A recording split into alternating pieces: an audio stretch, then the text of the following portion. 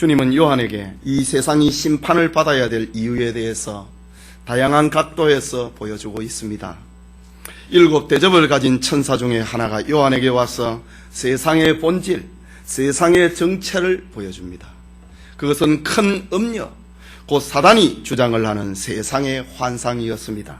음녀는 큰 바벨론이라고 하는 별명을 가졌고, 또 음녀는 땅의 음녀들과 가정한 것들의 음이라고 하는 별명을 가지고 있습니다. 그렇다면 큰 음녀가 하나님의 진노를 받아 심판받을 이유가 무엇인가? 천사는 요한에게 음녀의 모습과 그가 하는 일이 심판받을 이유라고 말합니다. 요한은 먼저 음녀가 많은 물 위에 앉아서, 세상 위에 앉아서 땅의 임금들과 땅에 거하는 사람들을 포도주에 취하게 만드는 장면을 보았습니다. 즉 음녀 곧 사단은 바벨론과 같은 막강한 권력을 가지고 이웃나라에 자기 문화를 보급을 하고 하나님을 대적하여 이방신을 섬기게 만들고 이것을 거절하는 국가를 무력으로 짓밟는 것이었습니다. 그리고 음녀는 일반 백성들까지도 포도주에 취하게 만들었습니다. 이 세상의 영광과 세상의 문화와 세상의 사상과 세상의 가치관에 취하도록 만드는 것입니다. 이것이 음녀가 하나님의 심판을 받아야 될 이유입니다. 이제 성령은 요한을 데리고 광야로 데려갔다고 합니다. 음녀의 다른 모습을 보여주기 위함이었습니다. 요한은 거기에서 붉은빛 짐승을 타고 있는 여자를 목격을 합니다. 그 붉은빛 짐승은 몸에는 하나님을 대적하는 참남된 이름들이 써져 있었습니다. 그런데 이 여자의 모습에는 화려한 옷과 온갖 금은 보석으로 치장을 하고 손에는 금잔을 들고 있습니다. 화려한 옷과 보석과 금잔은 세상 영광과 사치를 의미하는 것이었습니다. 결국 여자가 세상 영광과 문화와 사상과 세상의 삶을 선도해 나가는 장면이었습니다.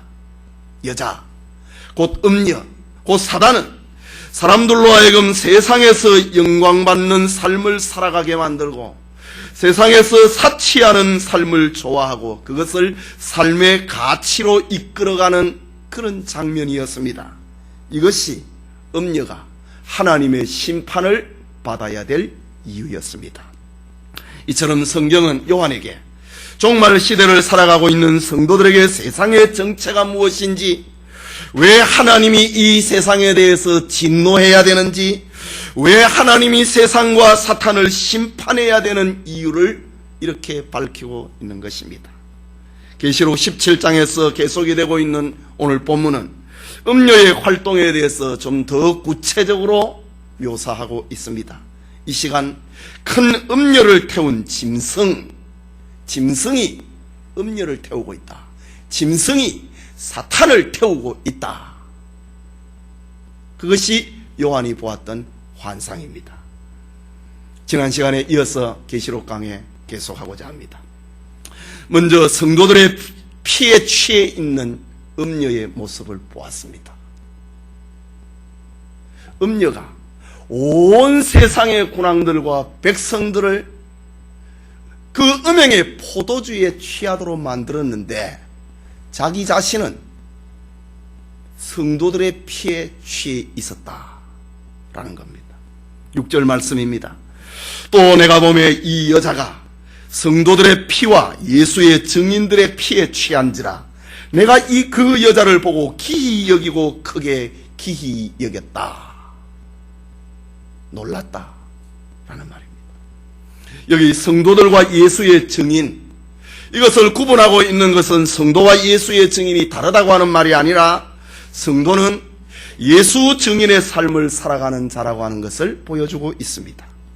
그런데 요한이 보았던 음녀의 정체는 성도들의 피와 예수 증인들의 피에 취해 있었다. 성도들의 피에 음녀가 취하여 있었다. 이 말은 음녀가 세상에서 수많은 성도들을 죽였다고 하는 말입니다. 이것이 음녀의 또 다른 정체입니다.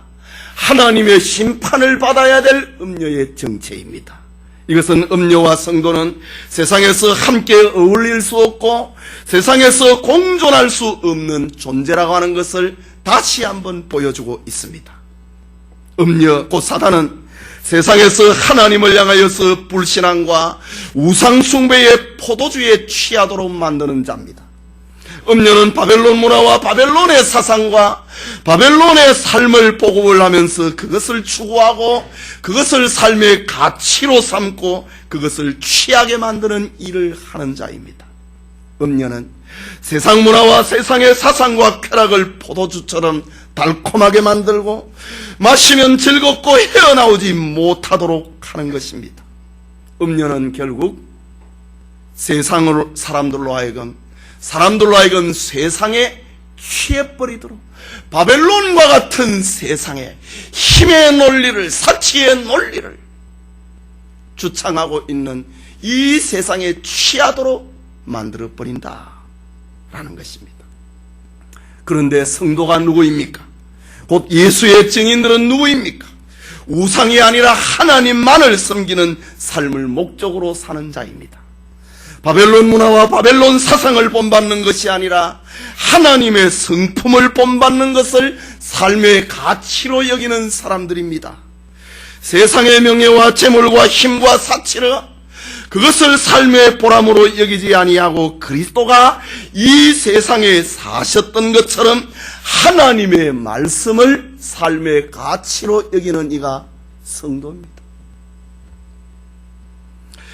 그리스도가 이 세상에 사셨던 것처럼 성도는 예수의 증인은 하나님의 은혜로 살아가는 사람입니다.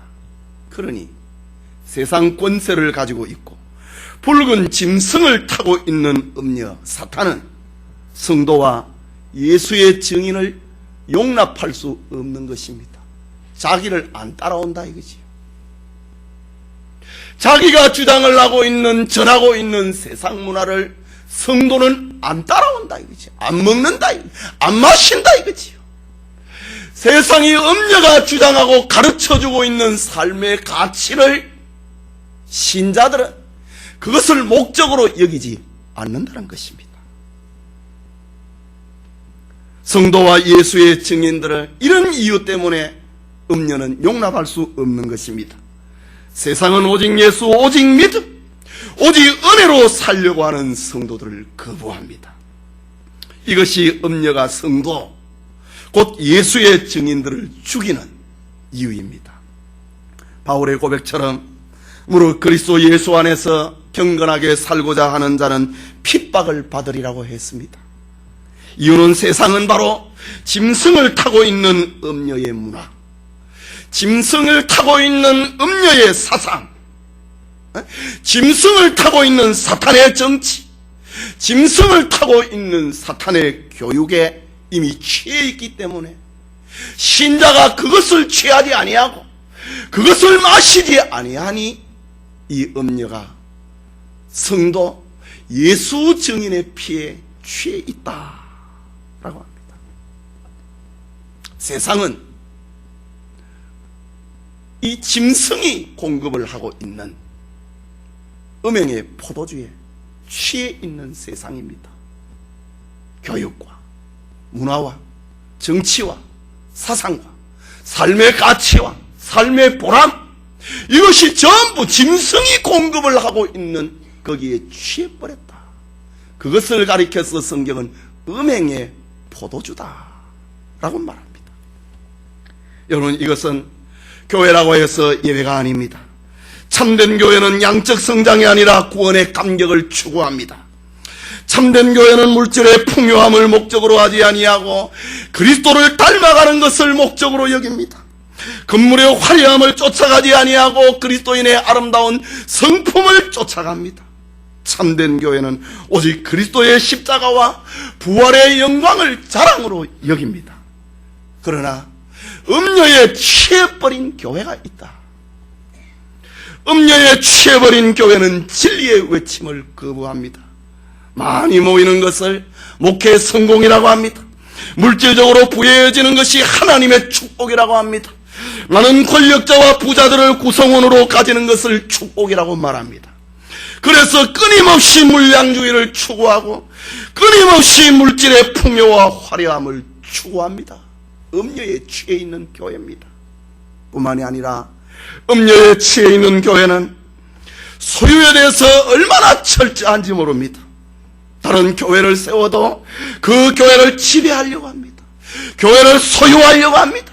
마치 점포를 확장을 하듯이, 자기 지점을 확장하듯이 음행의 포도주에 취해 있는 오늘의 교회의 모습입니다.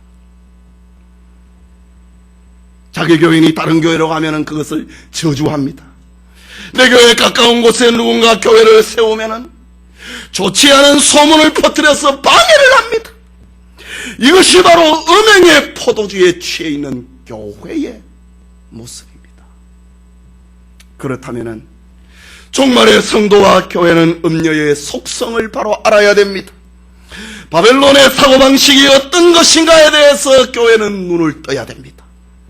그래서 행여나 나 자신이 아니면 우리 교회가 음료의 속성을 따라가고 있는지, 바벨론의 사고방식을 따라가고 있지는 않는지를 항상 점검해야 한다는 것입니다.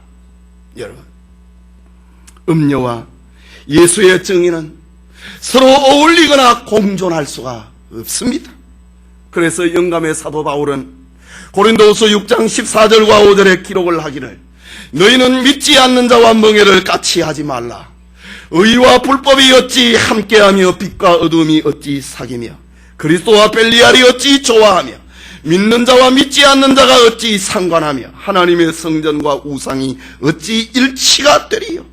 우리는 살아계신 하나님의 성전이니라. 이 땅에 존재하는 성도는 바벨론의 사고, 바벨론의 정치, 바벨론의 문화, 바벨론의 삶의 가치를 따라가지 않는다라는 것입니다. 그러나 이런 이유 때문에 음료에 의해서 신자들은 고통을 당한다 라고 말합니다. 짐승을 타고 있는 음료, 사탄에 의해서 자기가 먹이는 삶의 방식을 따라가지 않는다고 해서 죽임을 당한다. 일제의 군국주의가 그랬습니다. 짐승이 먹이는 양식, 신사참배는 국민 의례이지 종교의식이 아니다. 짐승이 먹여주는 양식입니다. 그걸 먹지 않는다고 신자들을 감옥에 가두었습니다. 요한이 보았던 환상은 음녀, 곧 사단에 의해서 예수 증인의 피를 흘리는 광경을 보았습니다. 사탄에 의해서 성도들이 죽임을 당한다. 얼마나 이 짐승을 타고 있는 음녀가 신자들을 죽였는지, 음녀가 신자들의 피에 취해서 비틀거리고 있는 장면을 보았다라는 것입니다. 결국 요한이 보았던 종말의 세계는 음녀에 의해서 성도는 죽임을 당하고 고난을 받게 되는 장면입니다. 그렇다면 세상에서 성도들의 삶은 그렇게 화려한 것이 아니라는 것을 알아야 됩니다. 우리 믿음의 선배 손양원 목사님은 이 진리를 알았기 때문에 주님을 고대하는 노래를 불렀던 것입니다. 우리 준비됐습니까? 네. 오늘날에 우리 신자들이 이런 노래를 가지고 있는가? 라는 말입니다.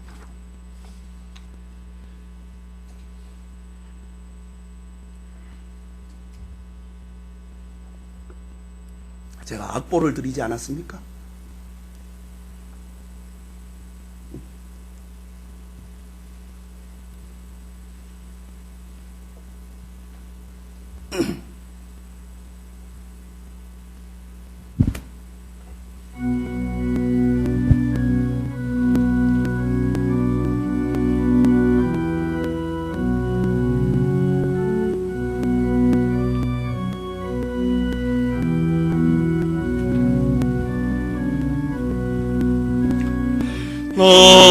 낮에나 밤에나 눈물 먹은 꽃 내 주님 오시기만 고대합니다.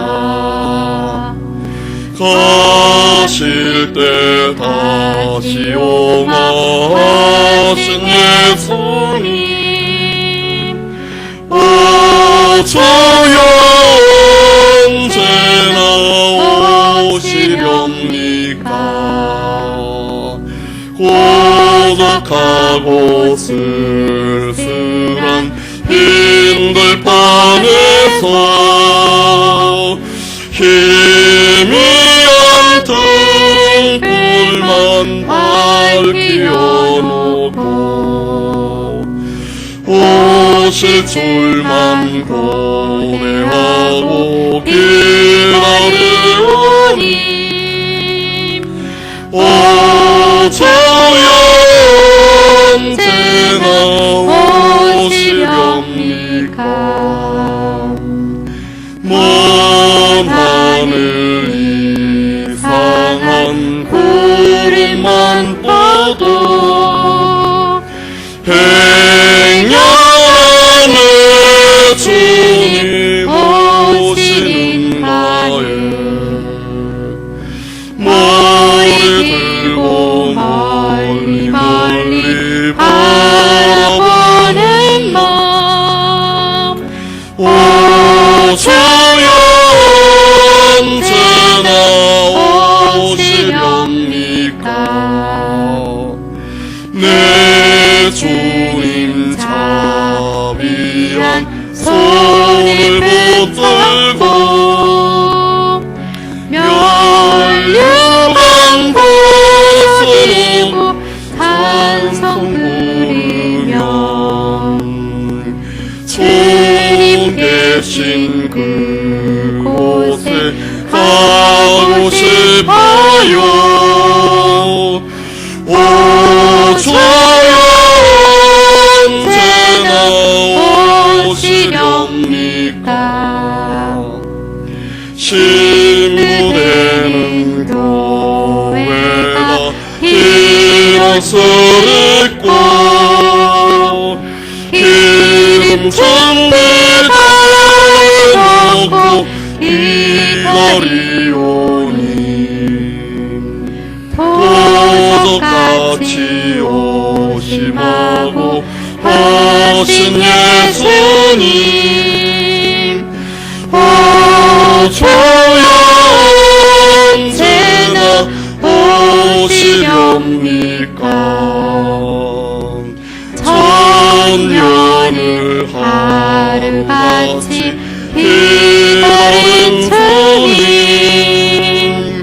내 영혼 가만히 볼 수 없어서 이 시간도 기다리고 계신 내 주님, 오 주여 이 시간에 오시옵소서. 성도님, 이 세상의 마지막은 음녀에 의해서 성도 곧 예수의 증인들이 죽임을 당한다. 이것이 요한이 신자들에게 보여주고 있는 종말의 정체입니다. 여기에서 안 죽는다. 여기에서 승리한다. 여기에서 사람들의 존경과 부러움을 살고 살아간다. 음녀의 양식을 먹지 아니하고는 살 수 없는 것입니다. 그러나 음녀와 공존할 수 없는 이 세상의 신자의 모습이 어떠해야 되는가? 주님을 고대하면서 살아야 되는 것입니다. 우리 믿음의 선배들은 바로 이런 믿음을 가지고 있었습니다.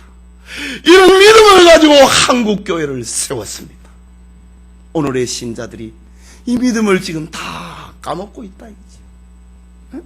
우리는 잊혀져버린 순수한 신앙을 회복을 할 줄 알아야 됩니다. 그게 둘째로 본문이 우리에게 주고 있는 교훈은 음녀와 그가 타고 있는 짐승의 비밀입니다. 요한이 본 환상은 음녀 곧 여자에 의해서 예수의 증인들이 피를 흘리는 광경을 보았습니다. 이때 요한이 놀랐습니다. 기이 여기고 기이 여겼다고 합니다. 지금 요한계시록 17장의 장면이 어떤 장면입니까?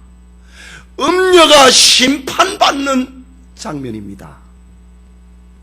세상이 사탄이 심판을 받아야 되는데 성도와 예수의 증인들이 죽임을 당하는 그 모습을 보았을 때 요한은 놀라버렸다. 이게 어떻게 된 일인가? 놀랐다고 합니다. 이때 천사가 요한에게 말을 합니다. 보면 7절과 8절입니다. 같이 봅시다.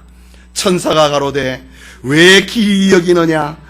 내가 여자와 그 탄바 7머리와 10뿔 가진 짐승의 비밀을 내게 이르리라.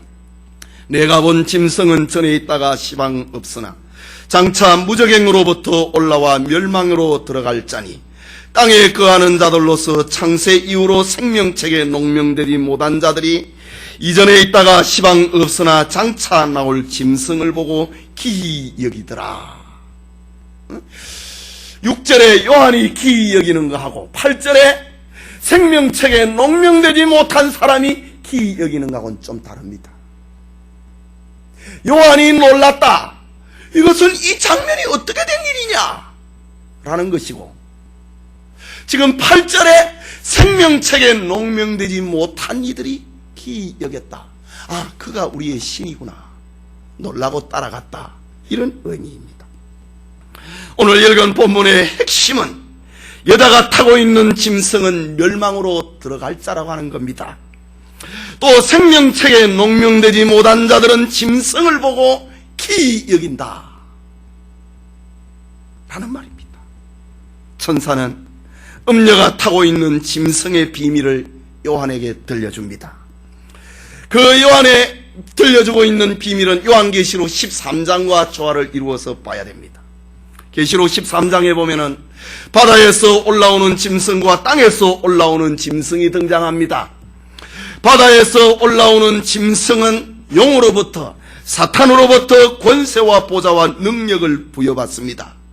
그렇다면 바다에서 올라오는 짐승은 세상을 권세와 영광과 힘으로 미혹하는 세상 권력을 말하고 있는 것입니다.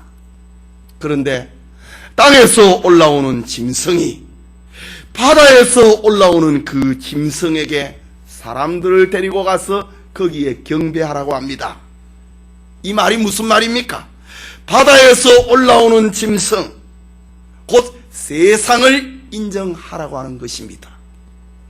오늘 본문의 말씀처럼 땅에서 올라오는 짐승, 거짓 선지자는 이 세상에서 세상을 권력을 인정하도록 만듭니다. 여자가 타고 있는 짐승의 권세를 인정하도록 하는 것이 거짓 선지자, 땅에서 올라오는 짐승에 하는 말입니다. 세상의 풍요를 하나님의 축복이라고 외친다는 말입니다. 풍요롭고 화려하고 힘있는 짐승이 하나님이 아닌가, 그것을 가르친다는 말입니다.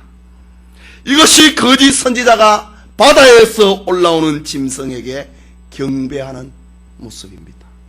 잘 보십시오.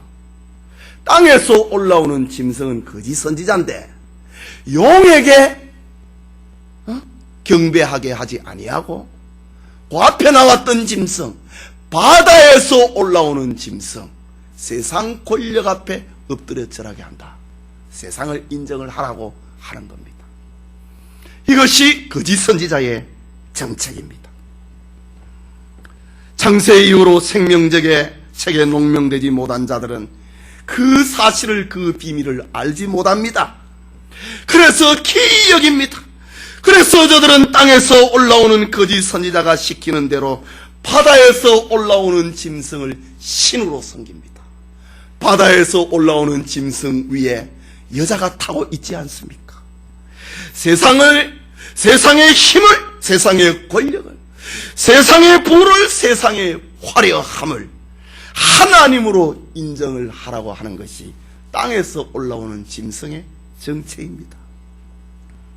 여러분, 오늘의 세상도 그렇습니다.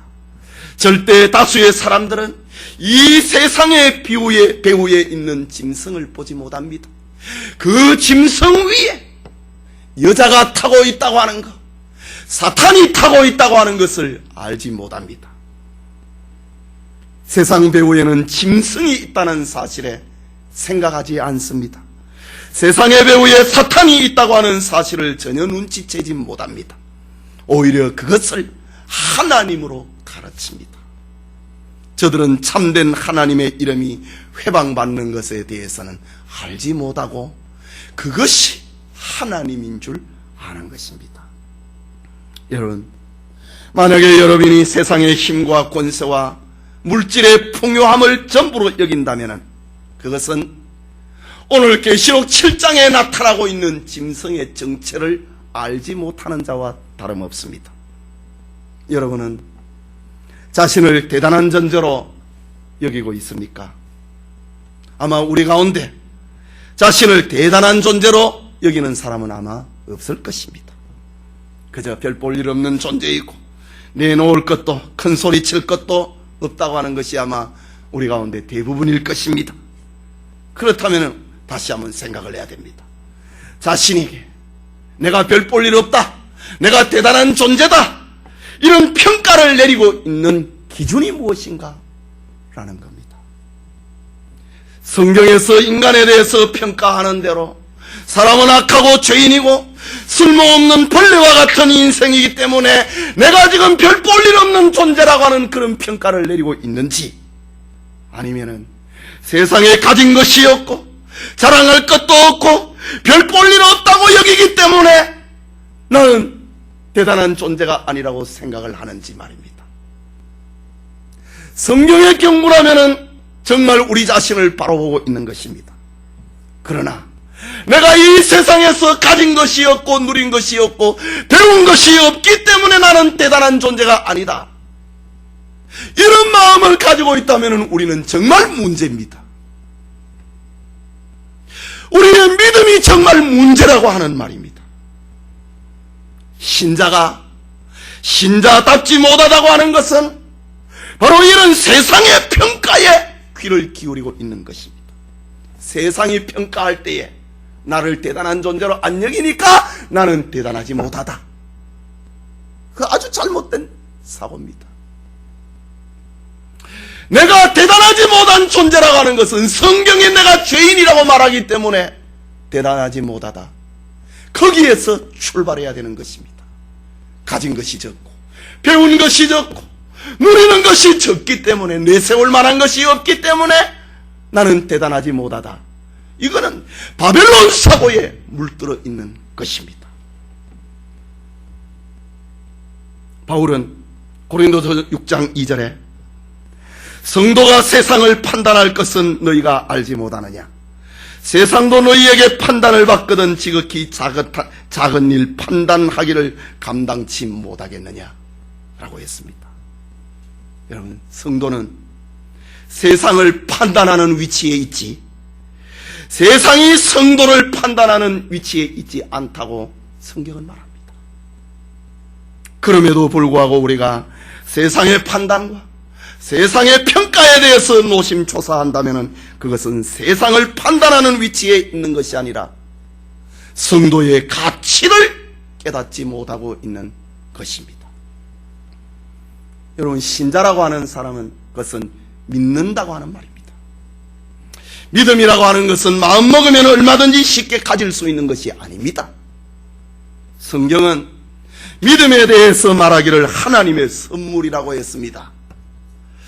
에베소서 2장 8절에 너희가 그 은혜를 인하여 믿음으로 말미암아 구원을 얻었나니 이것이 너희에게서 난 것이 아니요 하나님의 선물이라고 했습니다. 즉 믿음은 우리에게서 난 것이 아니라 하나님의 선물입니다. 여러분, 하나님의 선물은 아무나 받을 수 있는 것이 아닙니다. 오늘날 대통령의 선물을 아무나 받을 수 있습니까? 아무나 받지 못하기 때문에 대통령의 초대, 대통령의 선물을 귀하게 여기는 것입니다. 하물며 대통령과 비교할 수 없는 하나님으로부터 받은 선물이 믿음이라면 믿음이 있다고 하는 것만으로 그는 대단한 존재임을 알아야 됩니다. 그런데 믿노라 하면서 하나님의 선물인 믿음을 가졌다고 하면서 여전히 세상의 평가와 판단에 몰두하고 있다면 그는 신자의 자존감을 잃어버리고 사는 사람입니다. 세상의 평가가 나를 대단한 존재로 여기지 않고 있기 때문에 내가 별 볼 일 없는 사람이 아니라 내가 대단하지 않는 것은 성경이 나를 죄인이라고 말하기 때문에 나는 대단하지 않다고 고백을 해야 되는 것입니다. 참으로 기이하고 대단한 그리스도의 은혜를 놓치지 마시기를 바랍니다. 이것이 바로 사도 요한이 보여주고 있는 음료와 그가 타고 있는 짐승의 비밀입니다. 이걸 알아야 된다 이거지. 세상의 평가에, 세상의 가치관에 기죽지 말아야 된다는 말입니다. 당당하게 살아야 된다는 말입니다. 이것이 세상의 비밀이요, 짐승의 비밀이요, 사탄의 비밀을 아는 신자의 삶입니다. 이것이 바로 오늘 본서를 기록을 하고 있는 목적입니다. 내가 세상의 평가를 받는 것이 아니라 신자가 세상을 평가한다. 이것이 하나님이 우리에게 주신 선물입니다. 믿음입니다. 이 축복 빼앗기지 않기를 바랍니다. 마지막으로 음녀가 타고 있는 짐승의 정체와 그의 최후입니다. 본문 9절과 10절을 다시 봅니다. 지혜 있는 뜻은 여기 있으니 그 7머리는 여자가 앉은 7산이요. 10절에 또 7왕이라. 5은 망하였고 하나는 있고 다른 이는 아직 이르지 아니하였으나 이르면 반드시 잠깐 동안 계속하리라. 전에 있었다가 시방 없어진 짐승은 8째 왕이니 7 중에 속한 자라. 저가 멸망으로 들어가리라. 오늘 본문의 마지막 결과는 멸망으로 들어간다 라는 겁니다. 음녀가 타고 있는 짐승의 최후는 멸망으로 들어간다 라는 겁니다. 그러나 멸망으로 들어가기 전에 그 7머리를 가지고 있는 짐승을 봐야 됩니다. 7머리 가진 짐승을 7산이다, 7왕과 같은 의미로 표현합니다. 그렇다면 머리, 그리고 산, 왕, 이것은 어떤 의미로 쓰이고 있는가? 머리와 왕과 산은 힘 있는 자를 가리키는 것이고, 힘과 권세로 세상의 영광을 추구하는 세상의 절대 권력을, 세상의 패권주의 국가를 가리키는 것입니다.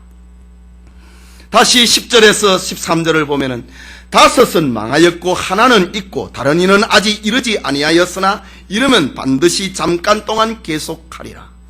전에 있었다가 시방 없어진 짐승은 8째 왕이니 7째 중에 속한 자라.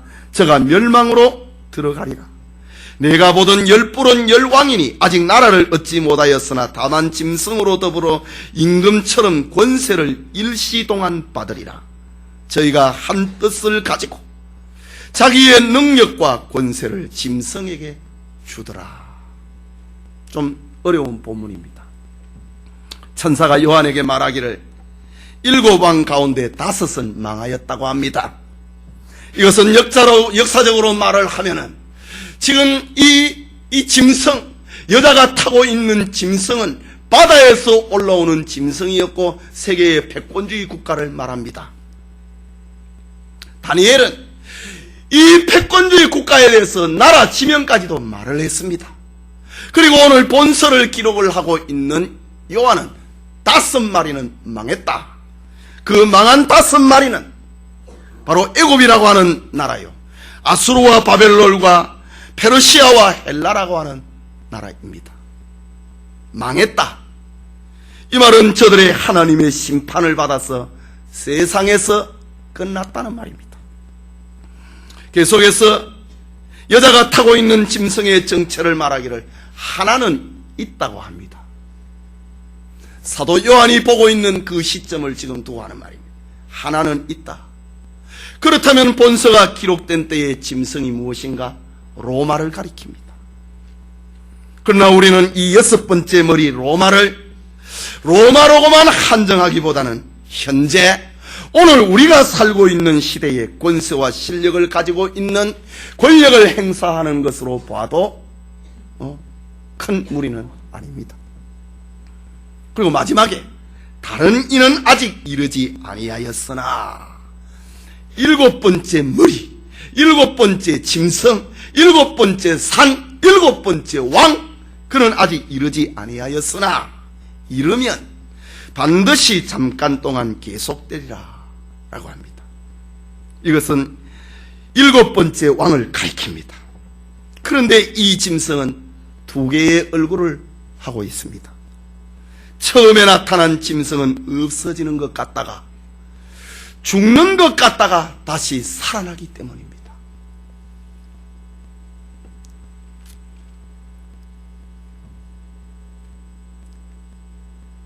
11절에 전에 있었다가 시방 없어진 짐승은 여덟 번째니 일곱 번째 일곱 중에 속한 자라.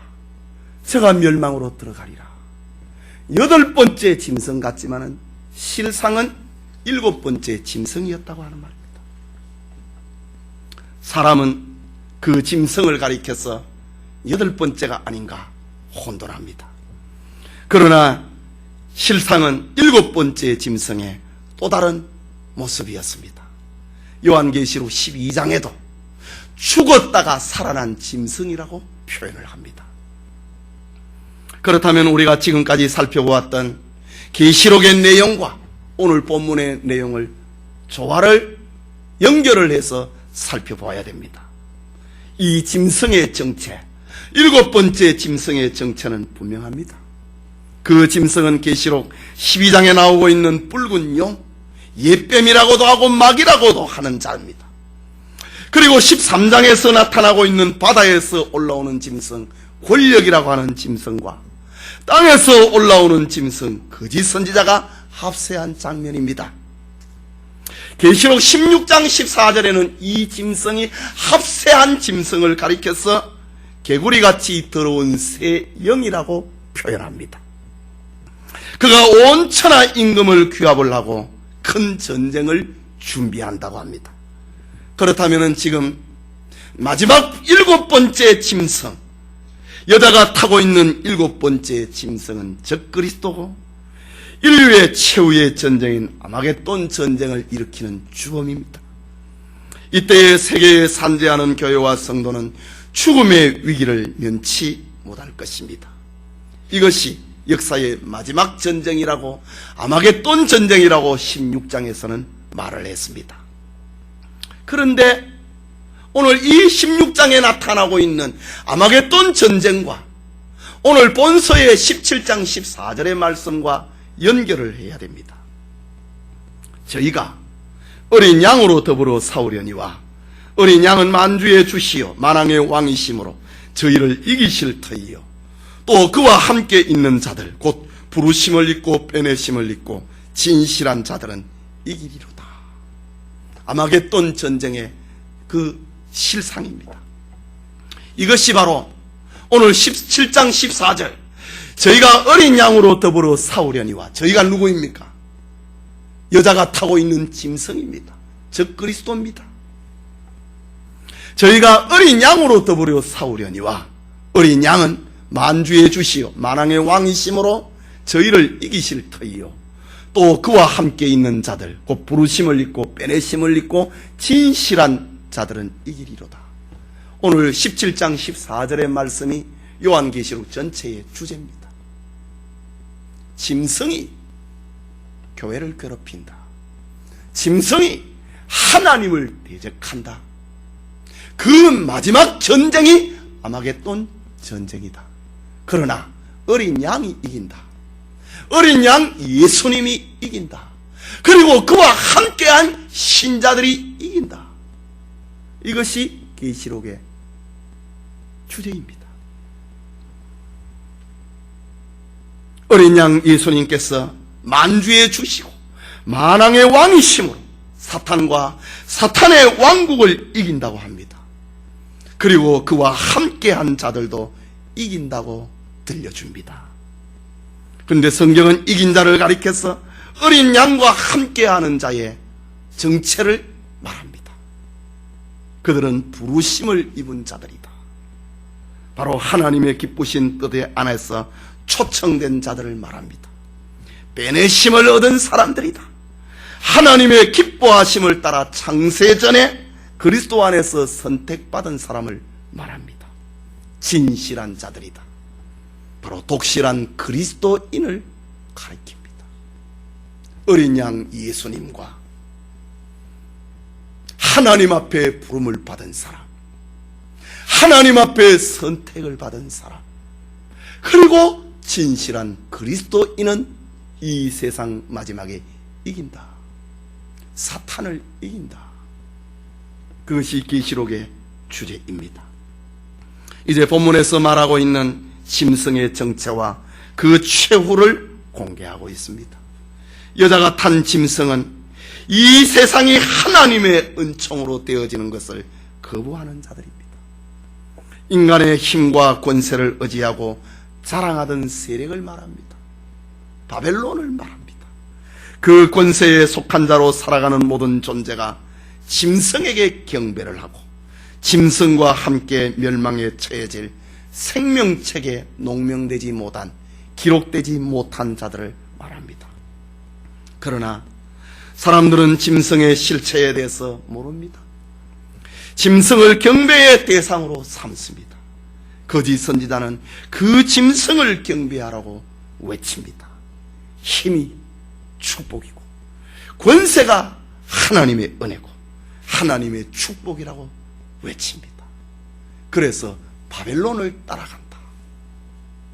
여자를 가리켜서 바벨론이라고도 하고 온 세상의 음녀들의 음이라고도 부른다. 바로 사탄을 말합니다. 오늘 본문의 말씀은 장차 있을 막연한 사건을 말하는 것이 아니고 무슨 상상의 나라를 들려주고 있는 것도 아닙니다. 본문의 이야기는 바로 우리의 현실을 요한에게 보여주고 있는 것을 알아야 됩니다. 우리의 삶에서 사탄의 활동이 어떻게 전개되고 있는가를 보여주고 있는 것입니다. 예배드리는 성도 여러분, 붉은빛 짐승을 탄 음녀 곧 사탄은 온 세상을 취하도록 만듭니다. 권력을 가지고 힘을 가지고 부와 명예를 가지고 화려한 옷과 금은 보석으로 치장을 하고 금잔을 가지고 세상 문화를 선도해 나갑니다. 음녀 곧 사단은 힘과 권력을 동원을 해서 하나님의 은혜로 완성되어지는 구원에 대해서 의심하게 만들고 결국 자신의 공로와 행위를 의지하도록 만듭니다. 음녀 곧 사단을 따르게 만듭니다. 이것이 사탄의 활동입니다. 그러나 음녀의 포도주에 취하지 않는 자가 있다. 그들은 부르심을 잊고 빼내심을 잊고 진실한 자들이다.